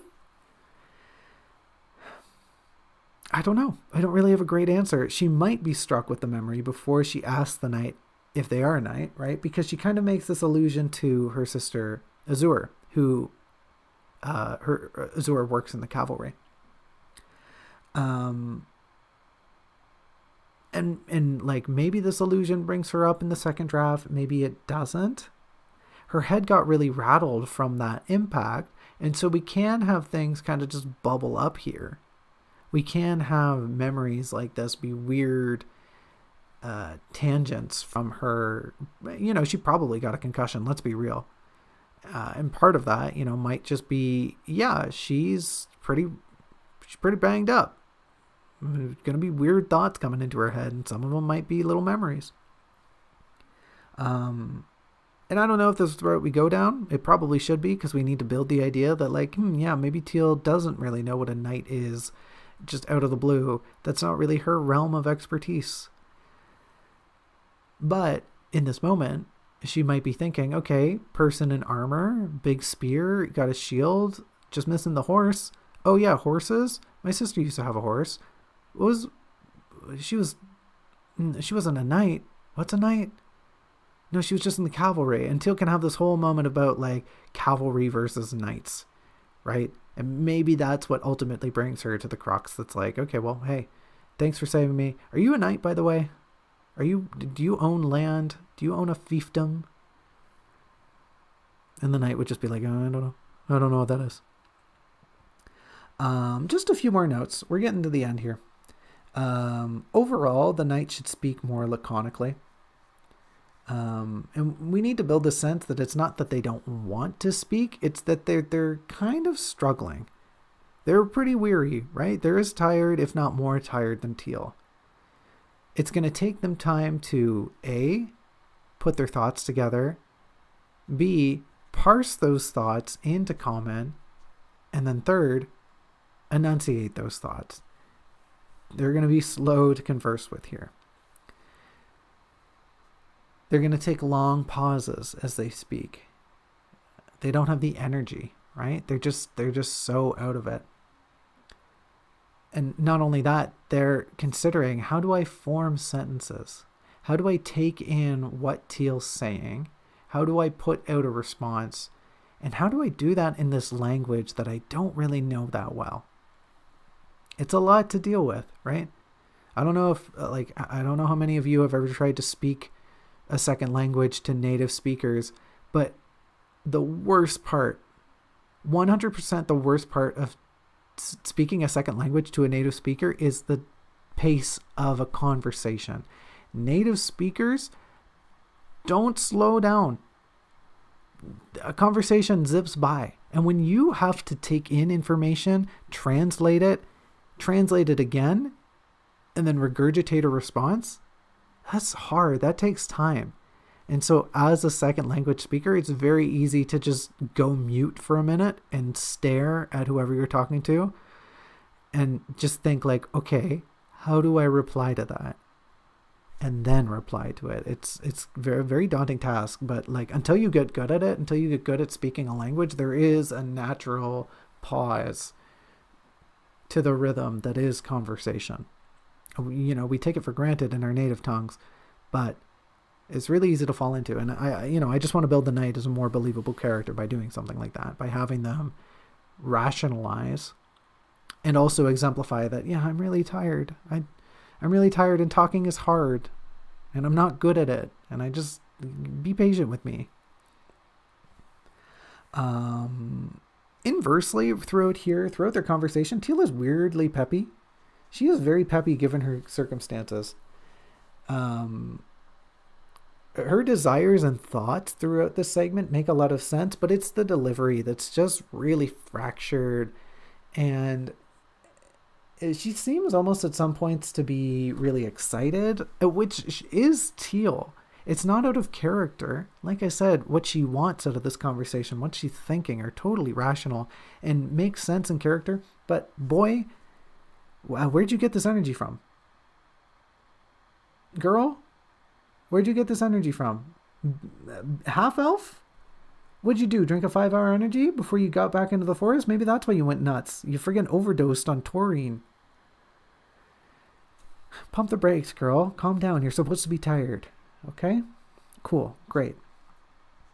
We get through this segment and it happens upon us that, cool, great. We learned that the knight has been doing this for a long time. The knight's been going crazy, been going sicko mode. Teal feels a little guilty. She feels bad about, that's not very fair. We're both at the same spot seeking the same thing, but I had a train ride.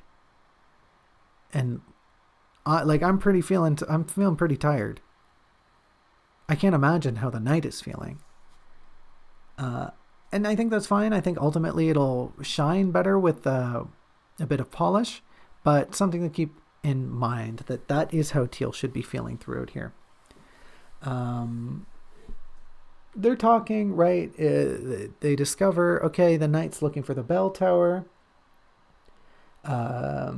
They're really tired. They've been through all this stuff.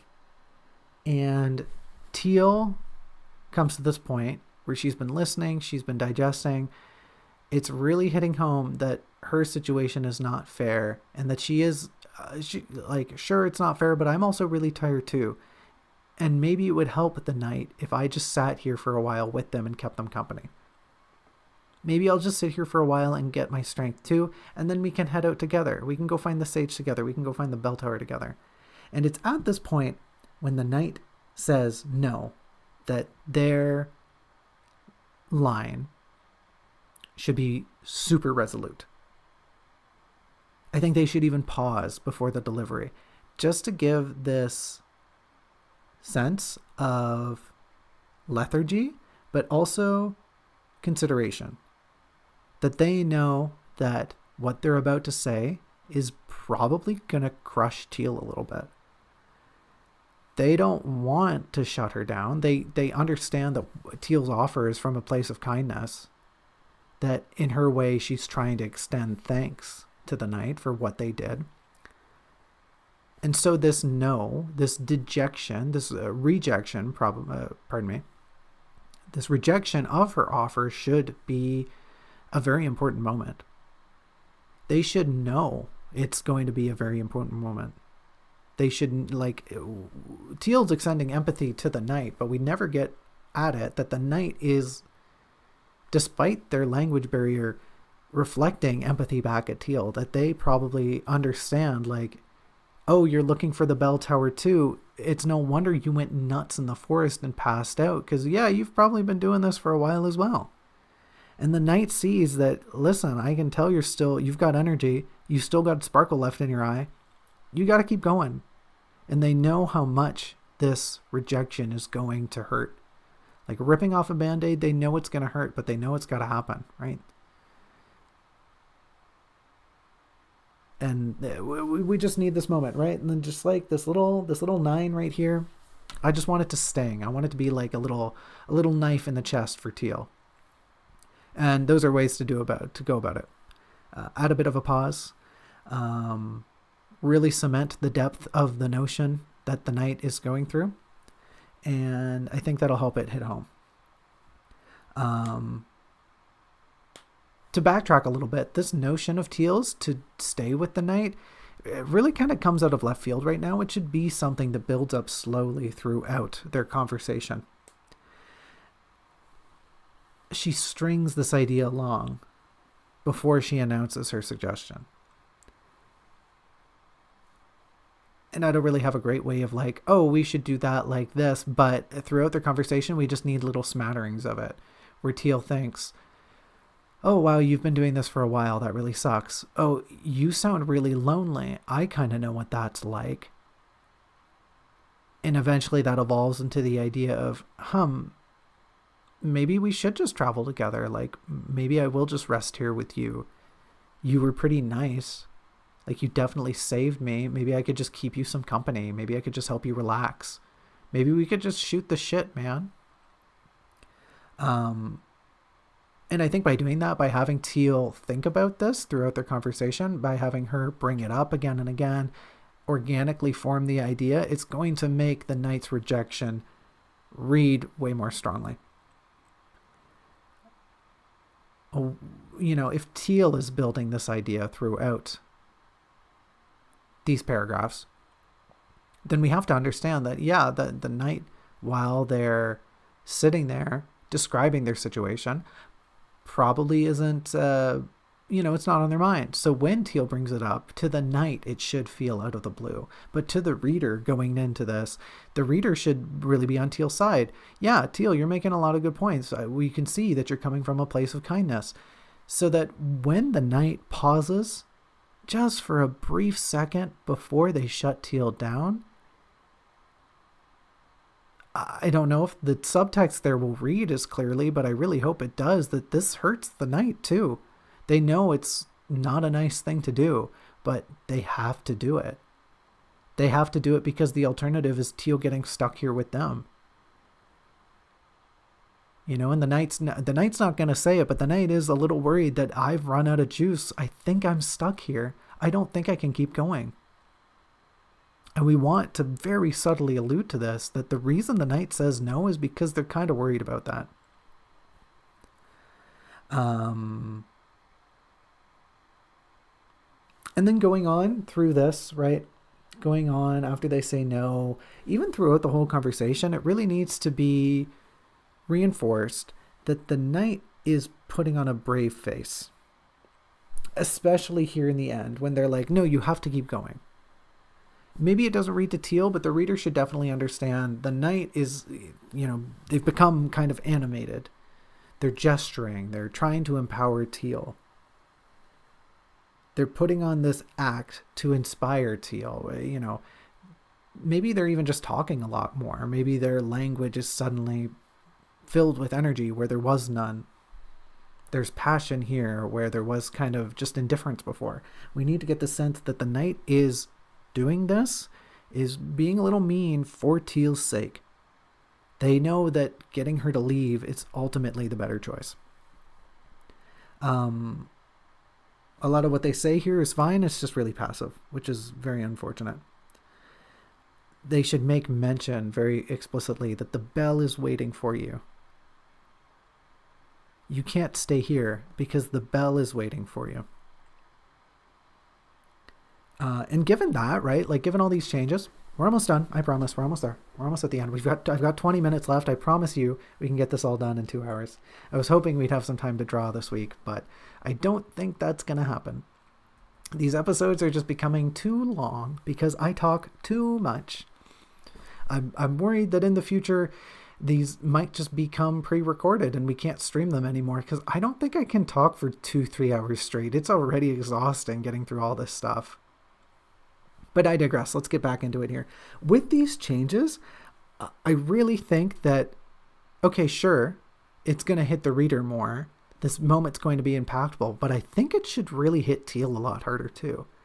Given their plea, given all they're saying, like maybe Teal doesn't know explicitly that the knight is doing this for her, but she should feel that there's emotion behind this. It's not just the knight trying to get rid of her. There is something more to it. And given all that's going on, especially how she feels, her lethargy, coming off of her mania, knowing that the knight just carried her over here, the fact that they're still being so self-sacrificial that they're saying, no, you can't stay here with me. You have to keep going. I think Teal would start to cry. I think Teal would tear up a little bit here. You know, there might even be an aspect that she's really struggling to speak. That maybe when she says, okay, she doesn't even say okay. She might just not even have words for the knight here. She might just be so deep in introspection that she doesn't know what to say to them. She's tearing up. She's really in the moment. And ultimately, I wonder how many times I've used the word ultimately. Last week it was apparent. This week it's ultimately. Now I wonder what word it'll be next week. What it all boils down to is that we want to have this sense of cruelty. Teal's being told to depart. She's being told to get out of here. She's having this decision made for her, but the decision is perfectly reasonable. The logic behind what the knight says is infallible. Teal has no argument for what they're trying to suggest here, but she hates it. She hates that what's going on here is righteous, it's correct, but she doesn't want to do it. It feels wrong, but she knows she has to. And the cruelty here, the disparity of the situation should weigh on her. Because ultimately, there it is again, it comes from a point of kindness that the knight is doing this out of an altruistic value, that they see that, yes, Teal should keep going on, because if they don't, they might not make it. And like I said, this should just be something that weighs on Teal, both on her heart and her mind. And we're going to come back to that in later chapters. But for right now, just suggest it maybe a little bit. Just bring it up. Like, Teal feels pretty awful here in the end of the chapter, and she is really just forcing herself to leave. And because of that, last point, because of that, I think her departure should be a lot more shaky. Very physically, in that sense, that she should struggle to stand up. She should struggle to walk. She's still recovering, and she's still super tired. There's, not to mention that she's on the verge of crying, that she's going through this emotional minefield while trying to push through her physical state. And just some additional motes. Sure, I guess they can be motes. Some additional notes on that front. Where's Lacrimosa? There's no mention of Teal picking up Lacrimosa here. They were holding them. Teal had them in her hands, right? She had the lantern in her hands, but is she still holding them? Did she tie them to her belt again? It would be very much appreciated if we mentioned where Lacrimosa is before the next chapter starts. Please and thank you. I think one final little sprinkle on top of this awful moment we're trying to build here is having Teal turn back to view the knight. And she does do that. She does see them like at a distance, right? In this very last line here, we mention she only saw the knight as a glimmering dot in the distance, a shining speck atop a boulder, right? And that's cool. That's great. Let's just elongate that a tiny little bit. We want her to be reluctant. She's going to keep walking until she can't bear the thought anymore. She is really worried that like I didn't even wave goodbye. They forced me to leave. I didn't want to leave, but it's the right thing to do. They read the situation, and now I just got to live with that. I don't know if we're going to increase the distance between the two. I think the knight still being a little speck is maybe fine, but we need to incorporate the sentiment that Teal is reluctant to turn around because she knows if she does, it's going to hurt. And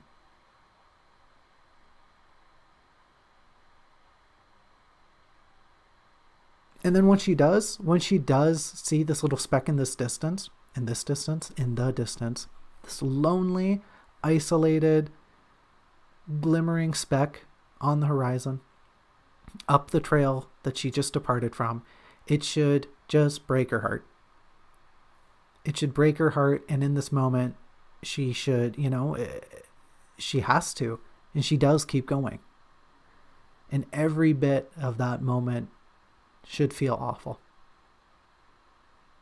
And hey, folks, that's the end of chapter 27. It should feel awful. Thanks for coming, everyone. That was chapter 27. That was all the fixes. There was a lot of them. Unfortunately, it took me the better part of 2 hours to get through it all. Thanks for sticking around. We've got chapter 28 right here, the Sage. The Sage is going to be another doozy. We're going to have to see if we get through 2 hours of content with the Sage, because there's actually a lot of notes in that one. I think the Sage is like 13 pages.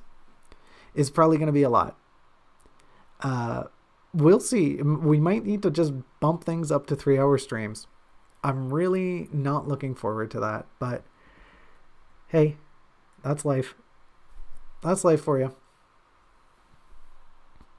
I should have thrown out the peace sign when I said, "Hey, it's awful." The ending should be awful. Maybe I'll spice it in still. Maybe I'll do that in the final video. Just stitch in a copy of me hitting the peace sign, hitting the dab on the haters. What else do we have to talk about? That's chapter 27. We've got chapter 28. We've only got like 10 minutes left. We've only got like 13. It's 4:47 right now. And that means there's not a lot of time to draw. What do I do for 10 minutes? What do I do? Do I just talk for 10 minutes? No one's here.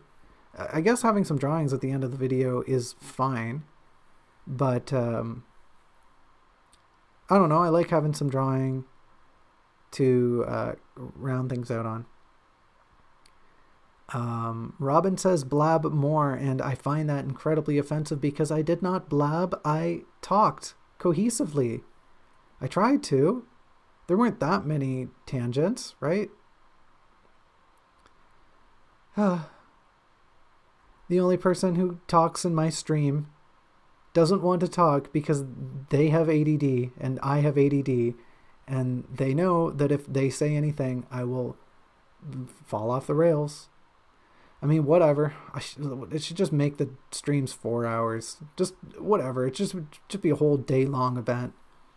Hey, come to my stream where I talk endlessly for hours.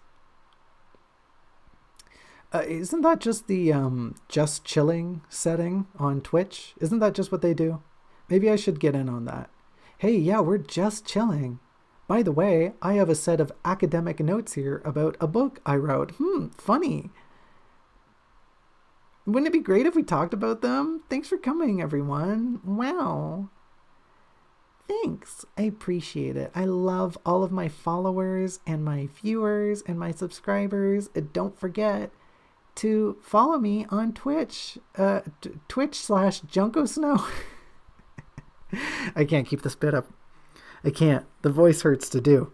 It's not that bad. I could keep doing the voice. Yeah, I don't have Twitch, by the way. Oh, I used to have Twitch. I don't have Twitch anymore.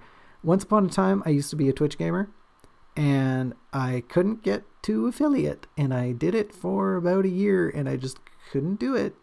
And meanwhile, I saw people getting affiliate in like a month, and that killed me a little bit. But that's just a story of my life. Have you seen my Tumblr? I used to be pretty well known on Tumblr back when I was like a Splatoon person, and now I don't do that anymore, and people hate my art. You see my Twitter? I haven't gotten a follower on Twitter in years. You see my Blue Sky? Yikes. Ain't no one following that. I got like a few follows from some randos who were looking for follow backs. I didn't follow them back. I am not good at social media. I hate following people. And I think that's probably my biggest hurdle is like my name isn't out there because I don't follow people. And so I don't get that initial base. But also I just make bad content. So there's that. I also like I'm not into a fandom. That's really stymied my progress. Getting famous is easy.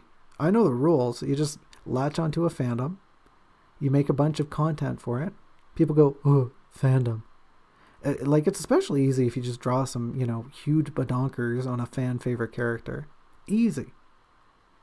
People line up for that stuff. There are Patreons earning thousands of bucks every month just for that. That's all they do. They just put big honkers on anime girls and call it a day. Yeah, well, look at what I did. I wrote a book about nonsense, and it ate up 2 years of my life, and now I'm still talking about it. Please read my book. Please read my book. It's good. It's not good. It's pretty bad, but, please read it. I'm so poor. I'm so poor. Go donate me a coffee on Coffee. My PayPal's on my card. Go look at it. Please, I'm just a little box. Please. That being said, I have had a lot more traffic on the book. There's definitely a noticeable uptick in traffic. Well, there was. It's definitely slumped recently. I don't know why. There was a minute where I was getting pretty consistent kudos from guest readers. But I think obviously we're not getting new viewers here. We're on episode 18. No one's going to jump in on episode 18, but I do keep trying to plug episode 0. And I think what happens is 1 out of 100 people who check out episode 0 actually read the book and then maybe carry on. I don't know. The statistics are all over the place. I have no idea what makes good metrics because my content is bad. You'll notice here, any astute viewers will notice YouTube is saying right now I have 5 views. There was definitely a few instances where I noticed we had more than 1 viewer. But how do I want to put this? It's not as if episode 0 has a lot of views and then episode 1 has about half as many views. Episode 2 has half as many as that, right? It's not an exponential decay. It's way more like people watched episode 0 because it is a small video. And then no one watches episode 1 because it's long. And then no one watches any of the others because they don't have any idea. Well, what's episode 18 of Draft Diary? I don't think I'll look at that. It looks boring. And frankly, they would be right. It is quite dull. Unless you are very invested in this silly little book I've written, it will be a very boring video. All I do is sit here in the corner and go boing, boing, boing, boing, boing. If only I were an anime babe, then my bouncing up and down, my relentless bouncing up and down would be more pleasurable to the viewing masses. That's not going to happen, by the way. I am a being without gender. I barely exist on the best of days. Maybe in a different series. Maybe if we get AU Junco. There's a version of Junco with huge badonkers. The I don't even know what you would call that. The body swap episode. Who am I swapping bodies with? I can't even think of a live streamer who has a bodacious figure. Wasn't there that one with the octopus? The one with the tentacles? Didn't they have a pretty generous proportions? I don't know. I don't watch VTubers. I was gonna say initially, I was just gonna say Iron Mouse. Iron Mouse has just become my go-to VTuber. But I honestly don't know what Iron Mouse looks like. I've never seen Iron Mouse. I just know they're a big deal. Y'all want to check out a VTuber? Go check out Nanahoshi Suzu. She's pretty good. Likewise, indie YouTuber, way better production value than I am. Definitely not using PNG Tuber, but they use like a text to speech program, and they're Japanese only, so pretty hard to get into unless you speak fluent Japanese. But their streams are pretty fun. Not that I like, unfortunately can't watch any. I check all of them out. I at least like give them all a view, but I never watch one fully because I don't know what's going on. I'm confused. But she's a good VTuber. They're a good VTuber. I don't know if they're a robot or not. Whatever. The model's really cute. Who else is a good VTuber? There was Pikami, the trio. I think they've kind of gone downhill. I think they kind of went under. But maybe not. Like I said, I don't follow this stuff. What's another shameless plug I could give right now? If you're looking for tabletop role-playing content, I don't know why you would be here and looking for that content, but maybe you came here because you learned that I play D&D sometimes. I DM sometimes. I used to do more, but I've been so busy I haven't done it in a long time. But if you're here for that, go check out Quinn's Quest and some good shit. Go check out Matt Colville and the team at MCDM. They're pretty good. They're doing some good shit. If you ever want to like learn about how to DM good or the history of Dungeons and Dragons, or just like game design and game theory in general, go check out Matt Colville. He's a smart guy. He's a really smart guy. He's like, honestly, 90% of the reason I have a YouTube channel, which like, I realize I'm not doing him a lot of kudos saying that, but I like a lot of why I started this channel is because I saw what he did and I was like, well, why not? I realized he really lucked out with like striking while the iron was hot. He was making D&D content while Stranger Things came out and made D&D content huge, and also like Critical Role. But you know, like he's still just vibing. He's doing his own thing at the end of the day, and that's kind of the same thing I'm going for here. Just rambling, useless. I'm making it sound like his stuff is rambling and stupid. He definitely rambles. I'm sure he'd agree with me on that. He definitely gets rambling, but and his content is much more provocative than mine. Mine's really only good if you want to learn more about this book, and very few people do. Like, I can't even get my friends to read this shit, so it is what it is.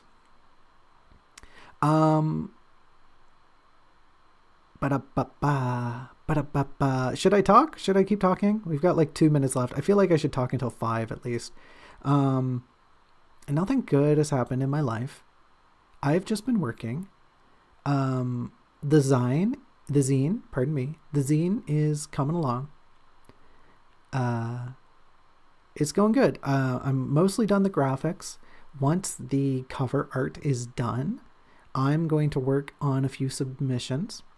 I've got some friends who said they want to include some submissions, so I'll be hounding them for that. I don't know how long the zine will be. I think maybe, I can't see it being more than 20 pages. I think it'll be pretty thin. But the big part is the cover. Once submissions are in, it's mostly just figuring out how to put them in, right? I'm hoping it takes a lot less time than the cover art. I'm hoping to better understand the program I'm using after having made the cover art. I just learned today that the program I'm using has a built-in align function. I've been doing that shit manually with like a calculator and referencing the points on the document. I've been doing it all old school style, but this thing just has buttons where you can click and be like, yes, align to center, please.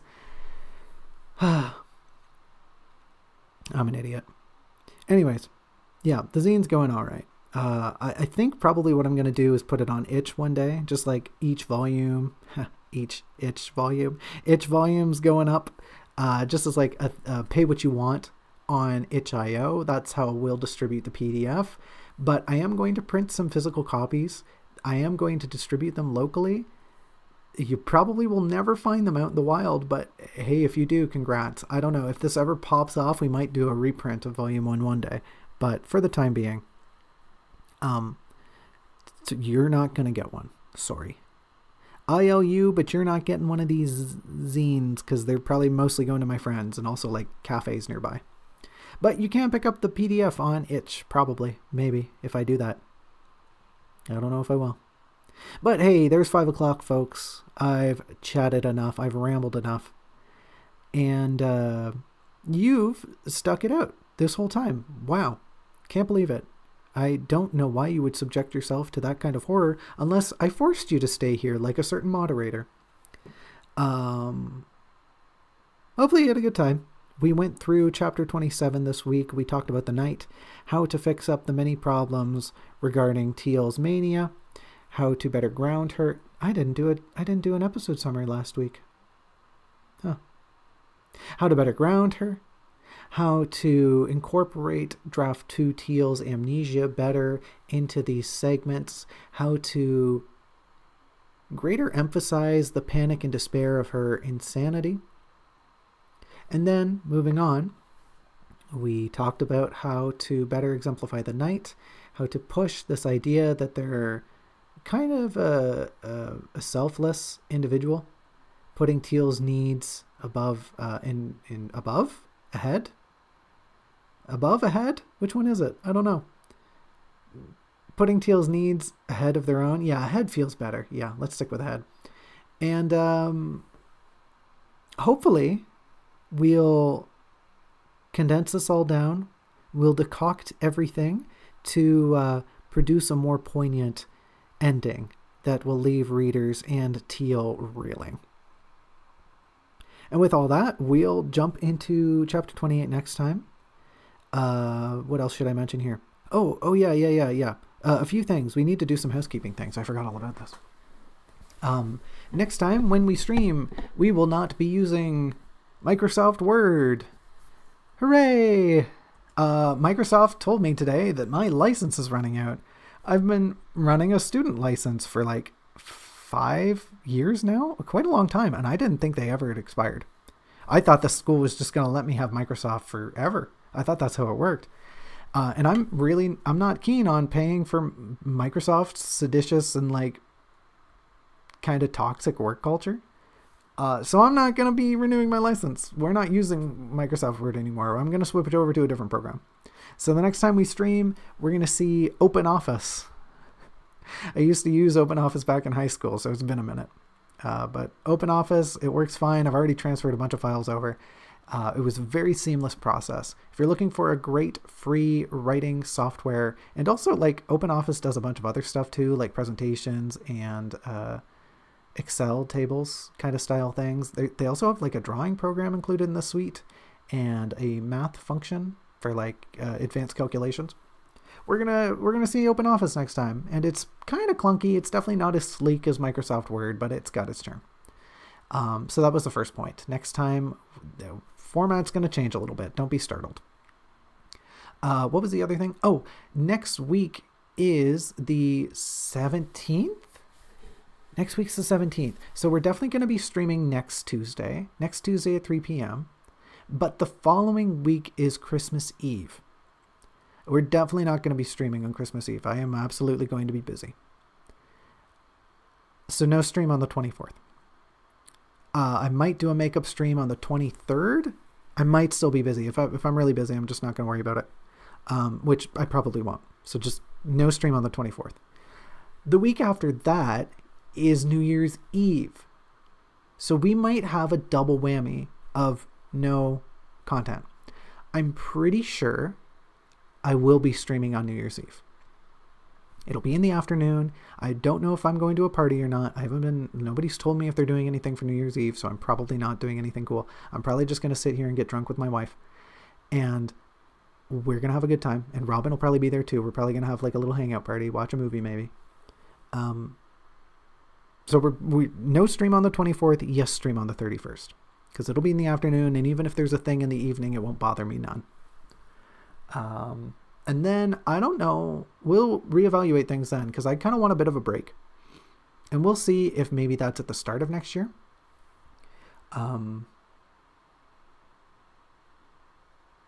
Like a bit of a hiatus would be nice. But we might just keep trucking. We might just keep going until the book's done.